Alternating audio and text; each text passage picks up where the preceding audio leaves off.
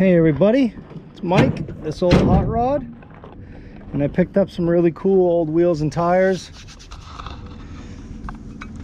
The fronts are 15-inch wheels, also the rears. These are hand built, offset, they're reversed wheels. The fronts are 15-inch with an early Ford bolt pattern, 5 and 5.5. It's got some pretty decent 560/15 fronts, Firestones, white walls, which are really nice, exactly what the car had on it, or what it appears to have had on it back in the day. So the rear axle is 1956 to a 1959, I believe, 56 to 58 or 56 to 59 Ford 9-inch. I believe it has 269 gears. Yeah, there's a tag on the rear, that's what it says, 269.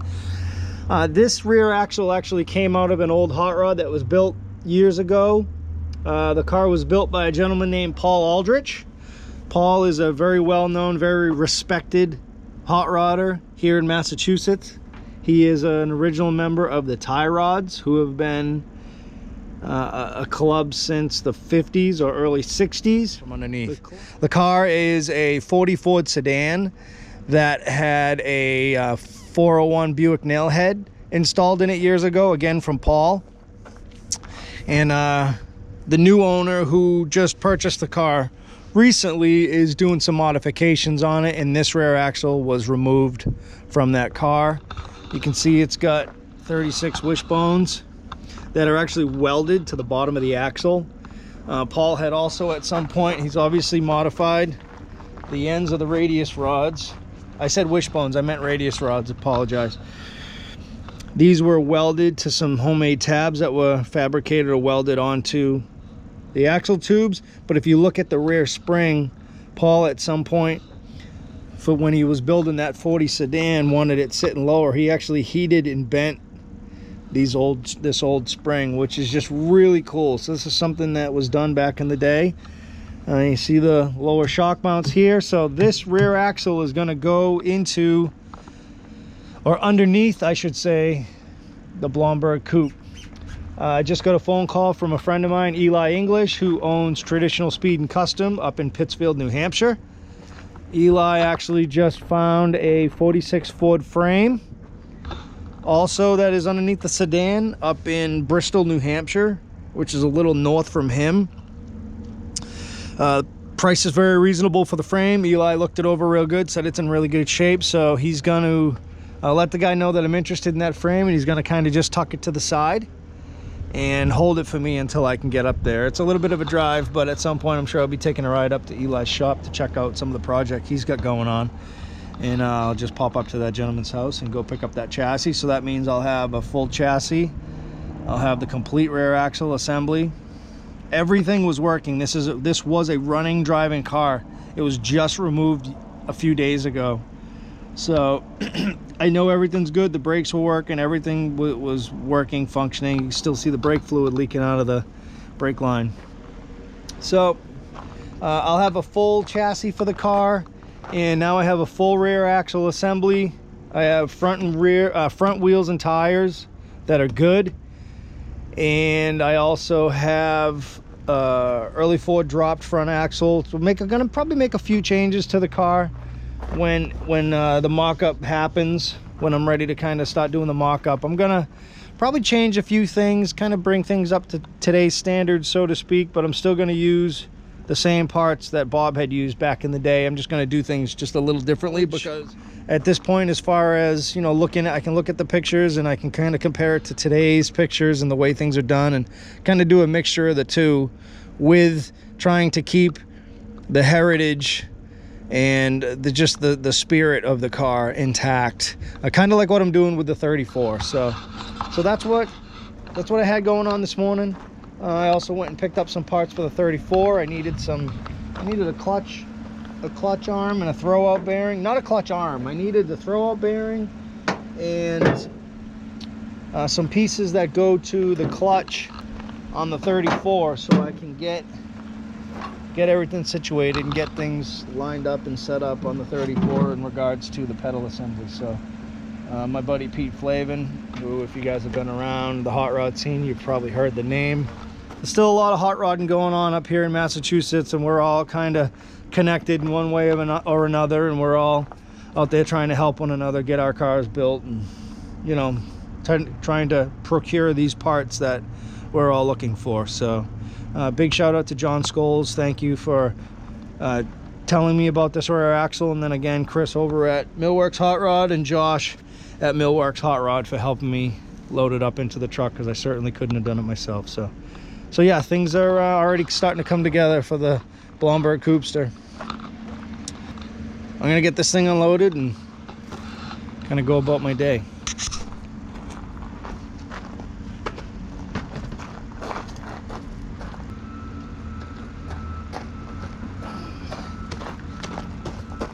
Not too shabby. Chris gave me a great deal on them because he needed to kind of get rid of them because he doesn't have a lot of space to store things.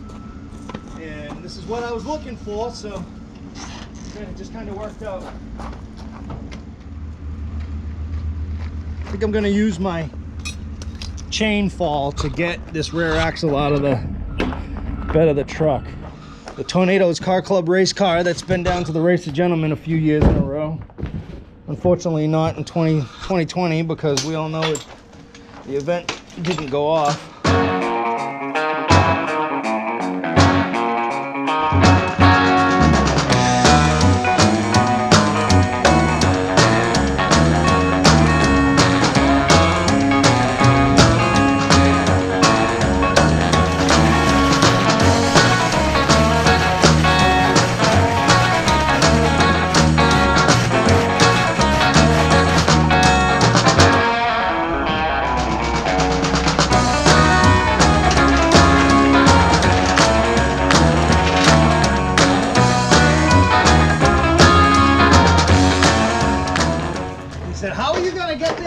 Truck. I said, I'll figure it out.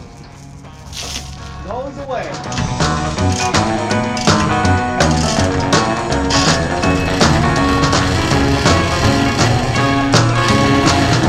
While I got the thing up in the air, I'll show you. You can see where the springs were heated and bent.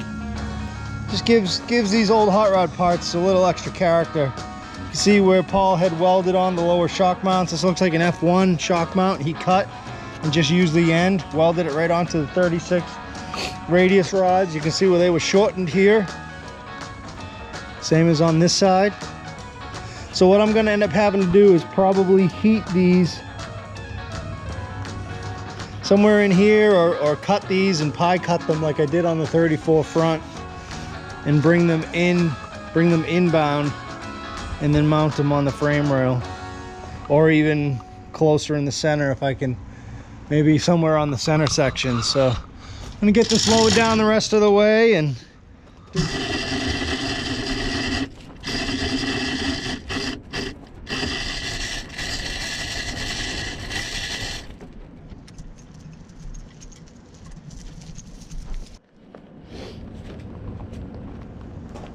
so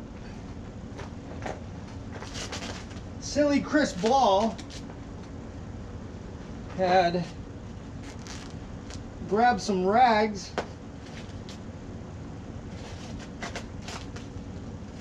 to wrap around these ends, but his rag is a cool t-shirt.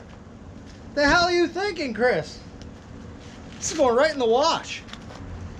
Even though it's a little big for me, yeah, extra large. Millworks Hot Rods, Tewksbury, Mass. Get on the website, check them out. Go buy t-shirts, buy stickers, buy whatever. You need any work done on your car, give them a shout. Tell them what you have, tell them I sent you. I'd love to give those guys some more work. Not that they need any more, but they're a great group of guys. Family-run business, New England-based business. Not a lot of guys out there still doing the things that they're doing, and they're good guys, honest guys.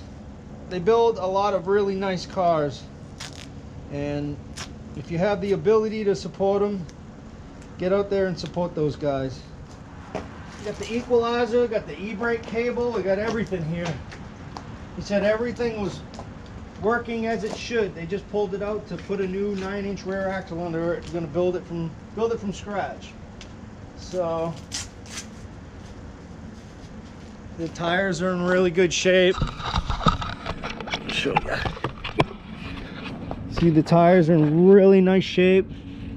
No issues at all, no cracking, no dry rot. Like I said, this was a run and driving car. 760 15s for the front and 560 15s for the, I'm sorry, 760 15 for the rear and 550 16s from the 15s from the front, on the front. So again, just another small piece to the puzzle. This is going to go great with the frame that the car is going to be sitting on, which again is a 46 Ford frame, which is what was underneath the car when Bob built it. I believe he had a 46 Ford donor car that basically supplied him with all the essentials to get that car built. You can see how much wider a 40 Ford frame is by the radius rods. Look how wide they are. So that's why I'm going to have to bring them in to triangulate, or possibly triangulate the rear suspension, or move them in to get them mounted on the side of the frame rail. So we'll see what's going to happen when the time comes, but this will be the rear axle that's going to go underneath the Blomberg Coupster. Thanks everyone for watching. This was just the first short episode of hunting down the parts that I'm going to need to build that car.